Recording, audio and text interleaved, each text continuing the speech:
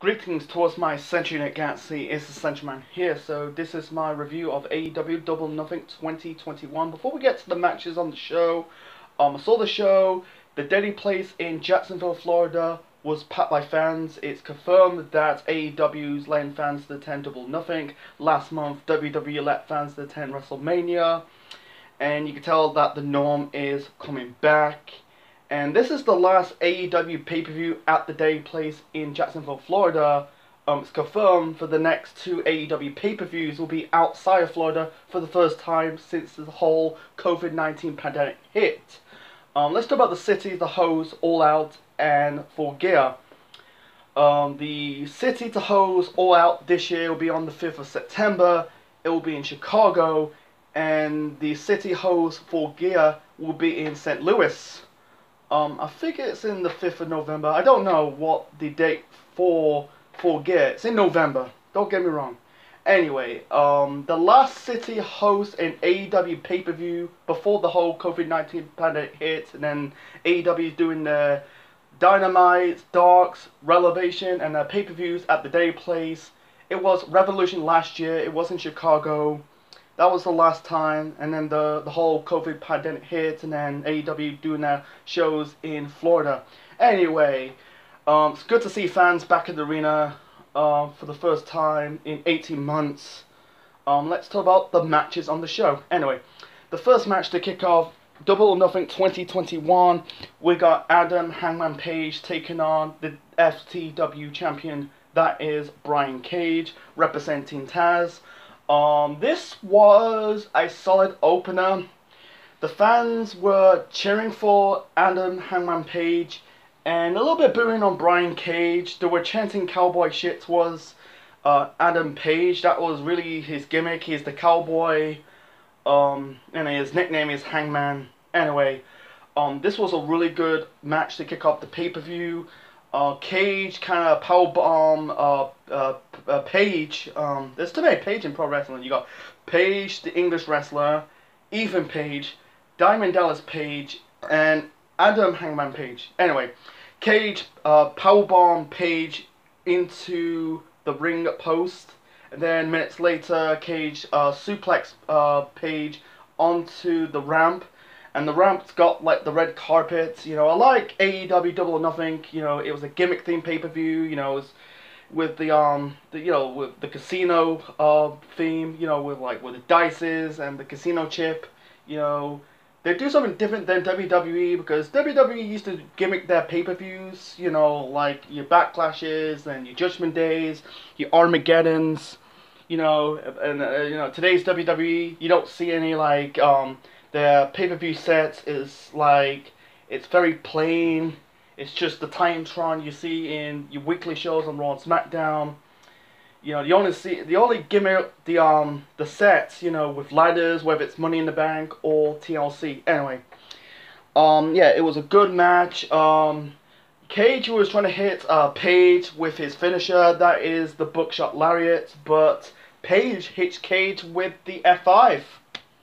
It's very unusual that Page hit the F5. That is Brock Lesnar's finisher. It was a near fall. You had Cage hit Page with the swing the net breaker. And then you got Team Taz interfered. You got Ricky Starks and Hook. Hook is Taz's son. Hobbs is in the Casino Battle Royal. We'll get to that match later on in his review. Starks kind of tossed the FTW Championship towards Cage. Cage kind of threw the title out of the ring. He wants to win it fair and square. In the end, Page hit Cage with the Buckshot Lariat to win this match, and afterwards Cage got pissed off towards Hook and Starks, sorry. I feel like I call him Ricky Sparks, but it's actually Ricky Starks. You know, Sparks and Starks. I wish he was called Ricky Sparks. You know, it would still be a good name. But anyway, so Cage left the ring, got pissed off towards Starks and Hook. And this is because for months now, you can tell it's the tension between Team Taz and Brian Cage. You can tell, like, Cage is basically leaning towards babyface. He's not really a babyface yet, but I could tell that the Team Taz is going to kick Cage out of the group. And I'm guessing Taz will take the FTW Championship away from Cage because Taz awarded Cage the FTW Championship 1 year ago when he debuted, because he debuted on the show 1 year ago. So, yeah, it was a good opener to kick off the pay-per-view. The next match, this is for the AEW Tag Team Championships. We got the Young Bucks, that is Mick and Matt Jackson. Not Mick, but Nick and Matt Jackson, I'm trying to say. Defending the belts against Jon Moxley and Eddie Kingston. This was a good match. It started with a brawl, and then, the babyfaces got the offense first, and then the heels, the Young Bucks, got their heat back, in the whole bulk of the match. They were ganging up on the babyfaces. First off, they basically ganged up on Kingston, worked down the leg of Eddie Kingston because they injured that leg months ago. Yeah, you had Kingston selling the leg, and then Moxley got the hot tag, and then you got the Good Brothers showing up. That is, Doc Gallows, well, formerly known as Luke Gallows, and Carl Anderson trying to interfere. I think Kingston took out Gallows, and then Kazarian take out Anderson. It's very weird. What I don't know what happened to Christopher Daniels. For me, I wish they, this is for me. I wish they had SCU, the two members of SCU, Daniels and Kazarian, showing up, beating down the Good Brothers, that'd be a good rivalry, the Good Brothers versus SCU, Daniels and Kazarian. I don't know why they call it SCU now, because Scorpio Sky broke away from that group. I wish I don't know, they could still be called the Addiction. That's the name from Ring of Honor, or Bad Influence from TNA. I wish they called Bad Influence. Go and watch Bad Influence from 2012, 2013. They are fucking awesome. Daniels and Kazarian, really good chemistry. Anyway, so a lot of near falls in this match. Oh, and also you had I think it was Nick or Matt kind of spray Moxley with the spray. I think it was a hair spray can, and hit Moxley in the head with it. Mox was bleeding buckets, I like, what AEW do with, if the wrestlers were bleeding, they continue this match. It's not like today's WWE. If a wrestler did a blade job, and then you got the medical man, the medical crew, go to the ring, wipe the blood, and the fans will boo. They don't want to see that. They want, because the blood tells the story. Anyway, and also, yeah, the Young Bucks, beating down Moxley in the second half of the match. A lot of near falls, they hit the fucking Meltzer driver onto Moxley outside of the ring onto the ramp. That was hardcore. They hit Eddie Kingston and Jon Moxley. They hit the Doomsday onto, I think it was Nick or Matt. That was a near fall. There were near falls, and then Moxley hit Nick or Matt with the Paradigm Shift, and there was another near fall. I tried to keep this match short and simple. In the end, the Young Bucks hit Moxley with multiple time. What was it? BE trigger to win this match, and they retained the AEW Tag Team Champions. I thought Eddie Kingston and Jon Moxley will win the belts on the show. They're teasing they're going to win. With the tag team finisher. Not really a tag team finisher, with a Doomsday device. Or, Moxley hit the Paradigm Shift. Unfortunately, that's not the case, so the Young Bucks, retaining the tag team titles, and moving on to probably until All Out in September. They might drop the tag team titles probably in June or July, who knows. But anyway, it's a good match. I'm glad the Young Bucks won. I'd rather have Mox and Kingston become the new tag team champions, because I like their chemistry as a tag team. So, I don't think this rivalry between the Elite, Mox, and Kingston is over yet. So they'll probably do it on a special episode of Dynamite, probably at Fight to Fest or Fights to Fallen. Who knows? So moving on to the next match. The next match, this is a Casino Battle Royal. Keeping it short and simple. I don't talk about the whole of the Battle Royal. It's just sometimes Battle Royals in pro wrestling, there could be a hit or miss. This was good. You got Matt Hardy, The Private Party, Dustin Rhodes, Christian Cage. I think we've got the debut of Leo Rush. I'm not a big fan of Leo Rush compared to his run in WWE, becoming the mouthpiece of Bobby Lashley, but I think he did. I think he did well. He's doing well in the Indies and New Japan. You know. Yeah, he left WWE. I think it was last year because he was the cruiserweight champion. That was his last. I think it was his only championship in WWE before he left the company or released. I don't know. He got eliminated early. You know, he was a wild card because the Casino Battle Royals basically is AEW's version of the Royal Rumble. Basically you had the Private Party and Matt Hardy trying to, you know, you got the Private Party helping Matt Hardy win this match. You got this guy called Nick Caramano. Is it Colorado or Caramano? I can't pronounce his name properly. First off, I think Dustin Rhodes eliminated Caminaro. God, I can't pronounce this dude's name. I thought it was one half of Bear Country. Unfortunately, that's not the case. He eliminated Dustin afterwards. He hit him with a cowbell, eliminated him. That really set up probably a rivalry because I watched Dynamite behind the scenes. It's too much to cover Dynamite at this moment of time on my channel. Anyway, I'm trying to keep it short and simple. You have the tease stare off between Matt Hardy and Christian Cage because go back to their TLC days in the Attitude Era nearly 20 odd years ago. Will Hobbs, Powerhouse Hobbs representing Team Taz, got eliminated by Christian. In the end, the final three were, after, I think Jungle Boy, just only Jungle Boy was part of the Casino Battle Royal, because the whole bulk of the Casino Battle Royal had all the members of the Dark Order, man. Anyway, so, yeah, the final three were Christian Cage, Matt Hardy, and Jungle Boy Jack Perry. And, you had Matt Hardy's teasing of Christian about like teaming up to eliminate Jungle Boy, but instead it was a ruse. Christian will eliminate Matt Hardy, so the final two is Jungle Boy and Christian Cage. It was a good match. In the end, Jungle Boy eliminated Christian Cage to win this match, and also he gets a shot at the World Champion.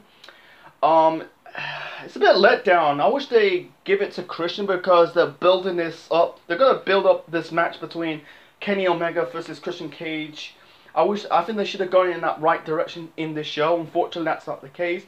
I think this is the biggest win for Jungle Boy because I think he's a good wrestler. I like the Jungle Express, you know, with him, and I don't like Marco Stuntz. I don't keen on him.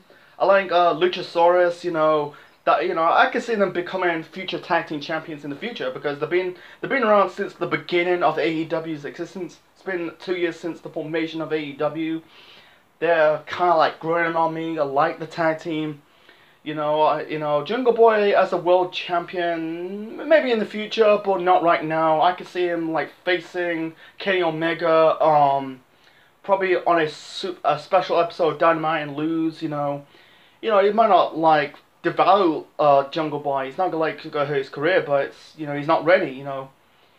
It'd be like, go chasing after the world title. He's not going to be becoming the world champion yet. But anyway, so moving on to the next match. That is match number 4. Match number 4, we got Cody Rhodes versus Anthony Ogogo. This is one of the weakest matches on the show. Ogogo, I'm sorry. He was good in this match, but he was green. He was proper green. He did some some moves on Cody, but he was a bit green. The match was just meh to me. It was mediocre. Cody's attire, it was fucking good. He had, because this show took place on Americans Memorial's Day. He had people in the U.S. Army serving their country. Cody's attire, he's wearing American flag boots.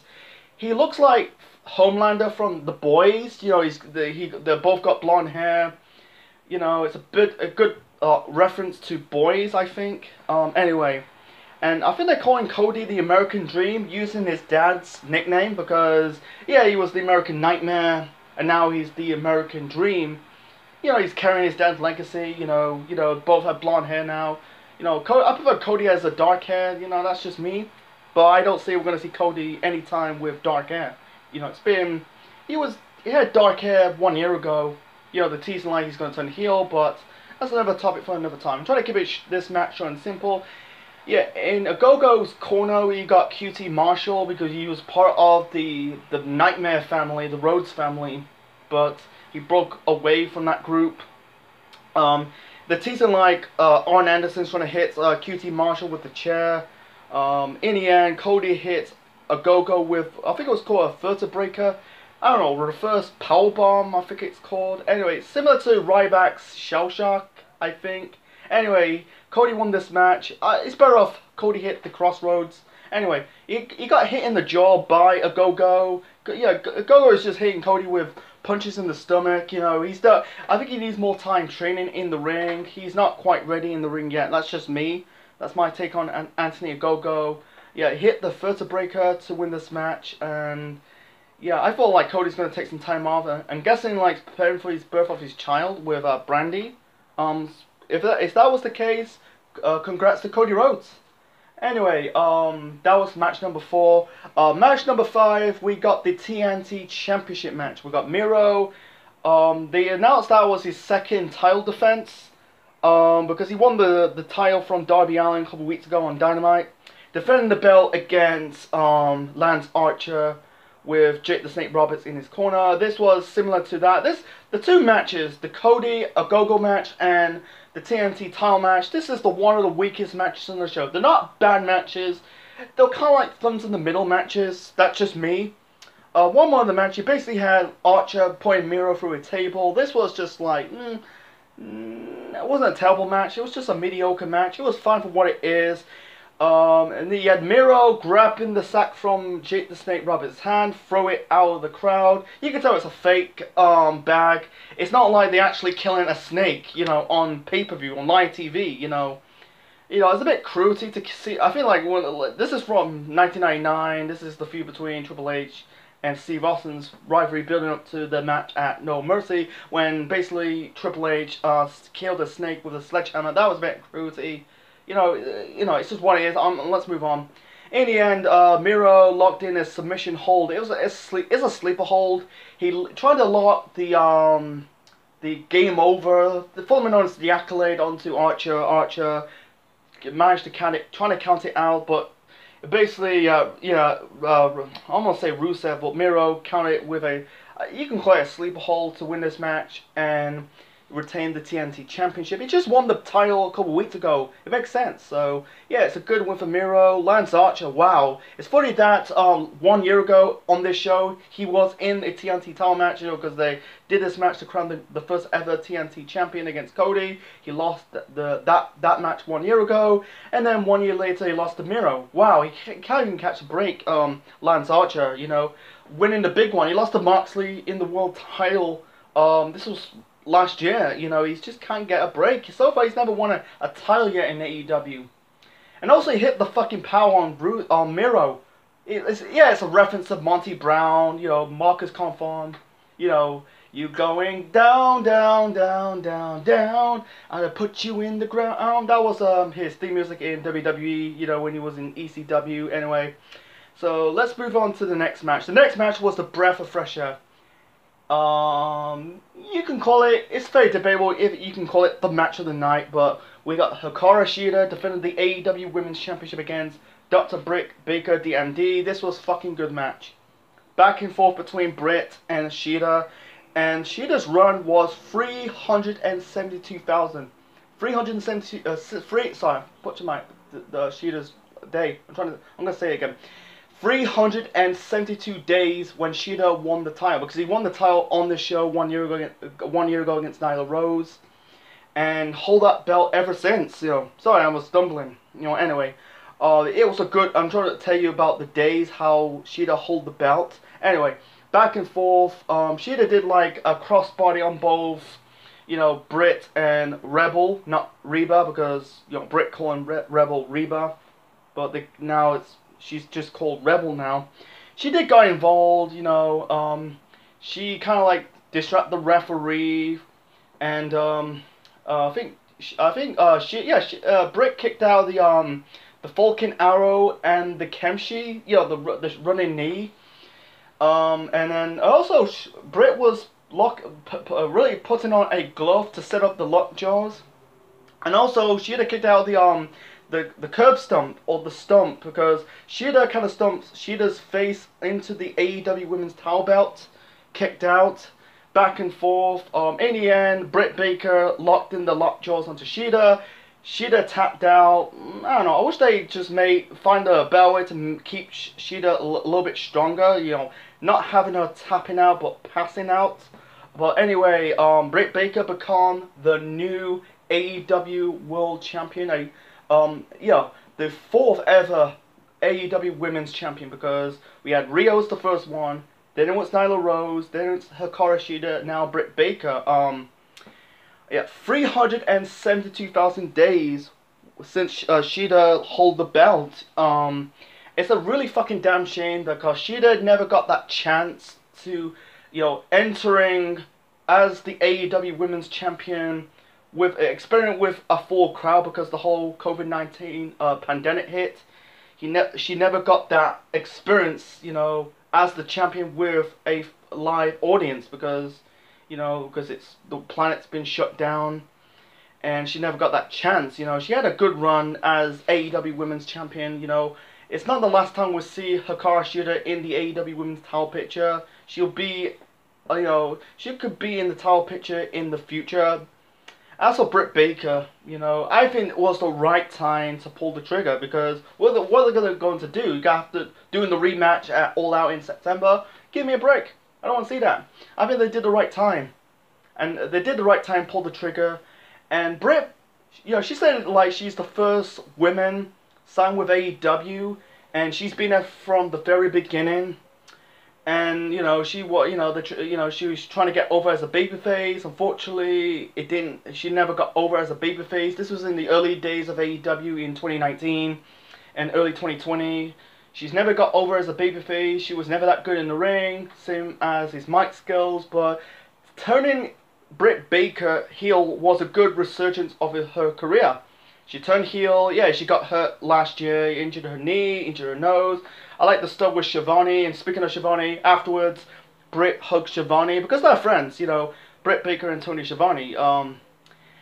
Yeah, they had the segments with her and Shivani. That was good. You know, the sport montage and the scene in the salon. You know, it's not like I could see a future segment with her and Shivani because they're friends. You know, I like that. You know, scene. You know, with her and Shivani in the sport montage scene. This was 1 year ago, and the salon scene. This was months later. But because she got so much momentum ever since the Lights Out match against Thunder Rosa at St. Patrick's Day Slam. You could tell she's gonna be. You know, I'm a big fan of Britt Baker, and also a fan of Hikaru Shida. You know, I think they did the right time, and I hope she has a great run as AEW Women's Champion. Britt Baker, you know, she's getting better in the ring. She's getting better on the mic. I like the whole role model stuff. You know, I wish they ditched the whole dentist thing. You know, I know she's a dentist in real life, but, you know, just do the whole proper role model gimmick. You know, she's still doing it, but embrace that a lot more. Anyway, so let's move on to match number 6. So the next match, we got a tag team match. We got Darby Allin and Sting taking on Scorpio Sky and Ethan Page. Funny video package. You had Darby riding along with his skateboard, and he's driving in a car with Sting towards the arena. That was good. It started with a brawl, and then you had Scorpio Sky suplex Sting onto the ramp, and then he was standing tall on this casino chips pieces, and then it was a statue of the casino chip. You know, it was supposed to be this year. It was supposed to be in Las Vegas, but instead it's in Jacksonville, Florida. Sting pushed him off. You had the heels in the bulk of the match getting up on Darby Allin. Sting got the hot tag. Sting, I had a mixed bag of Sting because I don't want to see Sting in the ring. This is Sting's first live action wrestling match for almost 6 years. His last one against Seth Rollins at Night of Champions 2015. He had the neck injury that forced of an early retirement. Yeah, he's been in the business nearly 20-30 years. Anyway, Sting hit like a cold red, or it wasn't really a cold red, it was a sunflip powerbomb. I think he was going for the cold red, but I don't think he had enough momentum to pull it off. Dustin Rhodes do a better cold red than Sting. I'm not digging Sting, I'm just saying. One creative spot in this match, you basically had Sting locking, I think it was Even Page with the Scorpion Deathlock, and Scorpio Sky locking Darby with the knee bar, and you know, Page, yeah, they're kind of like, this is a mixed bag. They're not selling the submission hold, the pain of the submission hold, but in the same time still fighting while they're still in the submission hold. You know, Page and Darby, trying to wrap this match up. In the end, Sting hit the Scorpion Death Drop onto Scorpio Sky to win this match. I don't mind losing because I think I called it, because Darby just lost the TNT title to Miro on Dynamite. You don't want to see losing a match on a pay-per-view, because they came off beating Team Taz in that, you know, in that match at Revolution months ago. I don't think it's the last time the rivalries. This is not the blow of the rivalry between Darby, Sting, Ethan Page, and Scorpio Sky. I think, you know, I could see Page and Scorpio Sky getting their win back. So moving on to the semi-main event. And by the way, we got the debut of Mark Henry, because he's going to be at Rampage. That's AEW's new show, because AEW Dynamite's moving to TBS. I don't want to go into it, you know, because I don't have TBS. I think TBS is the same channel that WCW, you know, Nitro was on, so it's good to them. And I think they will do good ratings, same what they do on TNT. It's not really like it's a demotion. Anyway, so let's get, yeah. Anyway, the next match, we got a triple threat match for the AEW World Heavyweight Championship.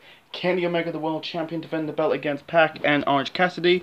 In my opinion, this has got to be match of the night. They told a great story in the ring between Omega, Pac, and Orange Cassidy. One more in the match, you had Omega hitting, I don't know, I think it was a suicide dive or a springboard plunge on both Pac and Orange Cassidy. Pac had multiple one-winged angel attempts by Kenny Omega. He hit Kenny Omega with a avalanche Falcon Arrow off the top rope. Cassidy kind of threw Pac out of the ring, trying to steal the victory, but Omega kicked out. There's one good spot. All three men were fighting off the top rope. Pac hit Omega with the suplex. And then Orange Cassidy, putting his hands in his pockets, did his type of splash up the top rope onto Pac. Pac locked Orange Cassidy with the Rings of Saturn, and Omega kicked Pac multiple times. He refused to really give up the submission hold. He's still locking the submission hold onto Orange Cassidy. Orange Cassidy hit like an orange punch onto Pac.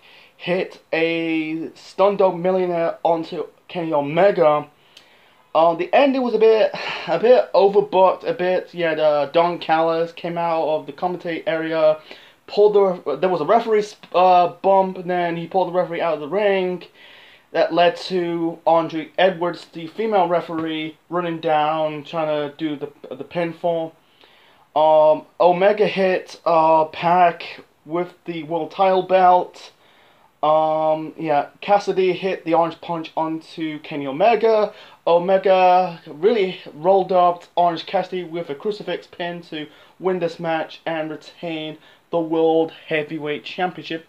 That makes sense, because he's not going to. I knew that Omega's going to retain the world title on the show. He's not going to drop the belt to Pac or Orange Cassidy. They believed that Pac or Orange Cassidy could probably win this match. You know, unfortunately, that's not the case. I think it's confirmed that, you know, since Jungle Boy won the Casino Battle Royale early on the show, he will face Kenny Omega for the world title. I don't think it's at All Out. That will be in September. They have to wait about 3 or 4 months until the next pay-per-view, so it'll likely be on Dynamite. But anyway, they told a great story in the ring, like I said. You know, I think like, you know, Pac, you know, I can see him being a world champion because, you know, he's world champion material. Pac. Orange Cassidy, yeah, he got a good pop in this match. You know, the fans really, he's over, but like I said, he's not really championship material. You know, he's not. I don't think he's worthy becoming a champion. with that gimmick, you know, that's just me. So let's move it on to the main event. The main event, we got the second ever Stadium Stampede match. We got the Pinnacle versus the Inner Circle. If the Inner Circle loses, they'll be disbanded forever. So yeah, the Pinnacle arrived to the stadium on a limo, and the Inner Circle really arrived to the arena. They're kind of like parasailing onto the scoreboard on into the field. You know, riding right to the arena. Yeah, they're kind of parasailing on the top of the stadium to the arena. That was good. It's just, it's debatable, but yeah, it's just what it is. Find a correct way. He's not like they'll ride in different different vehicles, but they just did it like, hey, let's parasailing onto the scoreboard into the field. Anyway, they told great different stories in this match. You had Jericho facing MJF. His arm was bandaged up. I think he's selling the effects of that Blood and Guts match from a couple of weeks ago. He fought MJF. You had Sammy Guevara versus Shawn Spears. Wardlow versus Jake Hager.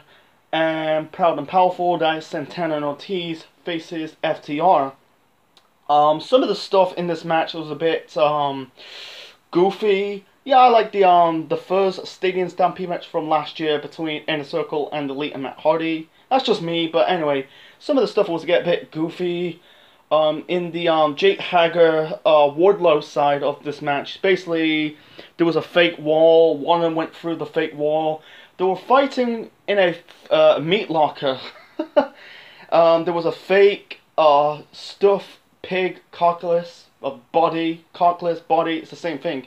There was a hanging pig in the meat locker, and Wardlow trying to friend Hager. He kind of trying to stab Hager with an ice pick. It was getting really ridiculous. You had Santana and Ortiz, FTR, Tully, Blanchard fighting in this club part of the stadium. You had a cameo appearance of Conan. It's good to see Conan in AEW television aiding Santana and Ortiz. You got Tully trying to hit one member of Proud and Powerful with a crow. I think it was an object, but Conan snatched the object off Tully's hands.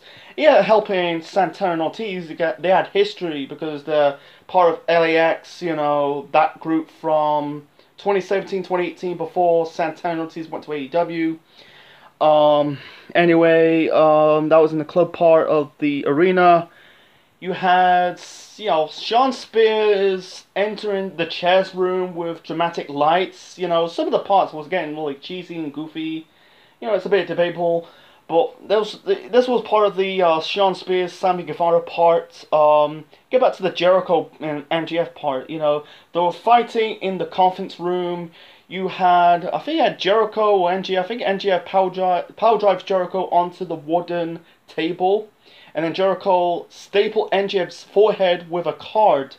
There was a wooden cardboard cutout with Shahid Khan, who's the owner of the Jacksonville Jaguars.